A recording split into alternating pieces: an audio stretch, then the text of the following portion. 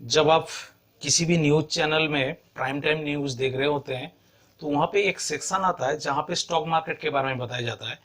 और अगर किसी दिन स्टॉक मार्केट अच्छा खासा अगर ऊपर गए तो उछाल आया अगर अच्छा खासा, तो वहां पे बताया जाता है कि आज जो है इन्वेस्टर्स को मार्केट कैपिटलाइजेशन में इतने लाख करोड़ के फायदा हुआ है। तब आपको जरूर महसूस होता होगा कि काश मैं भी इन्वेस्टमेंट करता और मुझे भी आज फायदा होता। कुछ दिन पहले मेरा एक दोस्त के साथ भी मेरा डिस्कशन हो रहा था कि जो एक्सेस मनी होता है, उनके पास जो सरप्लस होता है उसको क्या करते हैं। तो वो कहते हैं कि जो रेगुलर मेरे पास सरप्लस होता है वो तो मैं सेविंग्स कर देता हूँ सेविंग्स अकाउंट में, और जब सेविंग्स अकाउंट में कुछ फंड एक्स्ट्रा हो जाता है तो उसको मैं एफडी में इन्वेस्टमेंट कर देता हूँ। तो लोगों को इन्वेस्टमेंट और सेविंग्स में बहुत ज्यादा कंफ्यूजन है कि सेविंग्स किसको बोलते हैं, इन्वेस्टमेंट किसको बोलते हैं। इसके बारे में उनके पास जो कंफ्यूजन है वो दूर करने के लिए मैंने आज ये वीडियो बनाया। Hello, welcome to my channel be with Mishra ji. I am Amrendra Mishra. मेरे चैनल में आपको investment, financial planning related video मिलेगा और स्टूडेंट्स के लिए कैरियर गाइडेंस भी होता है। तो मेरे चैनल में अगर आपने फर्स्ट टाइम आया हुआ है तो जरूर इसको सब्सक्राइब कर दीजिए और वीडियो के एंड तक बने रहिए। तो अगर आप वीडियो आपको अच्छा लगा तो जरूर सब्सक्राइब करिए और अपने दोस्तों के साथ इसको शेयर भी करिए। तो उसके बाद अगर आपको कुछ फीडबैक भी शेयर करना है तो जरूर फीडबैक शेयर करिए। और आने वाले दिन में अगर कोई और किसी भी आपके सब्जेक्ट के ऊपर आप वीडियो देखना चाहते हैं तो वो भी आप जरूर लिखिएगा, सो दैट मैं उसके ऊपर जरूर वीडियो बनाऊंगा। अब आते हैं, दो एग्जाम्पल लेते हैं कि सेविंग्स जो हम सेविंग्स अकाउंट में करते हैं वहां पे जो रिटर्न आती है करीब करीब 4% की। अगर मैं 2000 रुपए 4% के रेट पे 20 साल तक अगर मैं सेव करता हूं, मतलब एक वन टाइम मैंने जमा करा दिया, सेविंग्स कर दिया और 4% की रिटर्न है, तो 20 साल बाद मुझे मिलेगा 4445 यानी 4445 रुपए। व्हेयरएज अगर मैं थोड़ा सा रिस्क लेता हूं और ऐसा प्रोडक्ट में इन्वेस्टमेंट करता हूं जहां से कम 10% की रिटर्न हो और वो 20 साल तक मैं अगर वहां पे इन्वेस्टेड रहता हूं तो मेरा रिटर्न होता है 14,656। दोनों में डिफरेंस देखिए, रेट ऑफ जो रिटर्न है वो सेविंग्स में कम है, इन्वेस्टमेंट में रेट ऑफ रिटर्न जो है ज्यादा है। बट दोनों में क्या चीज, सेविंग्स में आपके रिस्क जो होता है वो बिल्कुल जीरो होता है, बट इन्वेस्टमेंट में आप थोड़ा सा रिस्क जरूर लेते हैं, बट उस रिस्क का आपका रिवार्ड भी मिलता है उससे ज्यादा, सेविंग से ज्यादा। तो कुछ पैरामीटर से हम डिस्कस करते हैं कि सेविंग्स और इन्वेस्टमेंट में हम किस तरह डिफरेंशिएट करेंगे। सबसे पहला जो पैरामीटर है दैट इज लिक्विडिटी। लिक्विडिटी का मतलब होता है कि आपका जो पैसा है, आपने अगर कहीं पे सेविंग्स किया या फिर इन्वेस्टमेंट किया, वो कितने आसानी से आपको जरूरत पड़ने पर कैश में कन्वर्ट कर सकते हैं, that is called liquidity. Savings में आपके लिक्विडिटी होती है वेरी हाई, यानी कि आप कभी भी आपको फंड चाहिए वो फंड आपको मिल जाता है। जैसे क्या होता है, आप करंट अकाउंट या फिर सेविंग्स अकाउंट में पैसा रखते हैं या फिर कोई शॉर्ट टर्म आप फिक्स डिपॉजिट करते हैं, वो जो आपके सेविंग्स होती है that is very high liquidity, आपको कभी भी वो कैश में आप कन्वर्ट करा सकते हैं। बट इन्वेस्टमेंट में क्या होता है, वो फंड आपको थोड़ा सा लॉन्ग टर्म के लिए ब्लॉक हो जाती है, तो आपको इमीडिएट अगर फंड की रिक्वायरमेंट होता है वो नहीं मिलता। जैसे लॉन्ग टर्म आपके आगे इन्वेस्टमेंट करते हैं, जैसे PPF, public provident fund, mutual fund, stocks, यहाँ पे जो इन्वेस्टमेंट होता है थोड़ा सा लॉन्ग टर्म इन नेचर।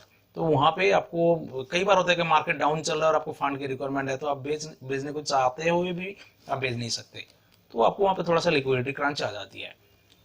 दूसरा जो पैरामीटर है दैट इज टाइम। वैसे तो कोई हार्ड एंड फास्ट रूल नहीं है कि कितना टाइम के ऊपर आप बोलेंगे कि ये लॉन्ग टर्म इन्वेस्टमेंट और शॉर्ट टर्म इन्वेस्टमेंट। नॉर्मली कोई भी इन्वेस्टमेंट या फिर सेविंग्स अगर 2 साल के नीचे का होता है, जैसे आप एफडी में भी आप पैसा रखते हो, वो अगर 2 साल के नीचे का है, कभी भी अगर आपको जरूरत पड़ती है तो आप एफडी तोड़ा सकते हो, that will be treated as savings. और जो इन्वेस्टमेंट होता है ये थोड़ा सा लॉन्ग टर्म होता है, 2 साल से ऊपर के जो फंड आप ब्लॉक कराते हैं वो होता है आपके इन्वेस्टमेंट। रिस्क पैरामीटर अगर देखें, सेविंग्स में आप रिस्क ऑलमोस्ट जीरो। आप सेविंग्स अकाउंट में, एफडी में अगर पैसा रखते हैं वहां पे कोई रिस्क नहीं है, वो बिल्कुल आपके जीरो है।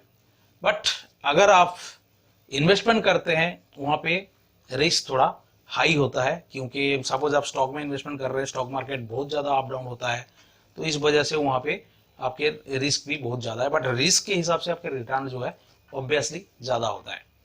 तो अगला जो पैरामीटर है दैट इज रिटर्न। तो रिटर्न जहाँ पे रिस्क कम होगा वहाँ पे रिटर्न भी कम होगा। अगर सेविंग्स में आपके रिस्क है ही नहीं तो आपके रिटर्न भी कम ही है, और इन्वेस्टमेंट में आपके रिस्क ज़्यादा है तो आपके वो रिटर्न भी आपके ज़्यादा ही होती है।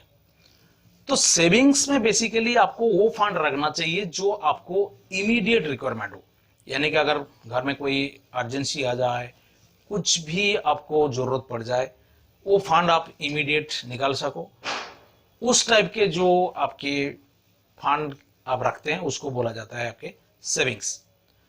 अब आते हैं कि सेविंग्स और इन्वेस्टमेंट में क्यों हम कंसीडर करें। सेविंग्स आपने देखे होंगे कि 4 से 5% के रिटर्न है। सेविंग्स जो रिटर्न है वो आपके इन्फ्लेशन को बीट नहीं कर सकते। इन्फ्लेशन मतलब कॉस्ट ऑफ लिविंग। जो चीज आपने 1 साल पहले अगर 100 रुपए में खरीदे थे, आज आप खरीदने जाएंगे तो आपको उससे ऊपर का रेट मिलेगा। तो इन्फ्लेशन जो होता है उसको बीट करने के लिए आपको कोई ऐसा प्रोडक्ट में इन्वेस्टमेंट करना चाहिए जहां से आपको कम से कम 7, 8, 10, 12, 15% की रिटर्न मिले।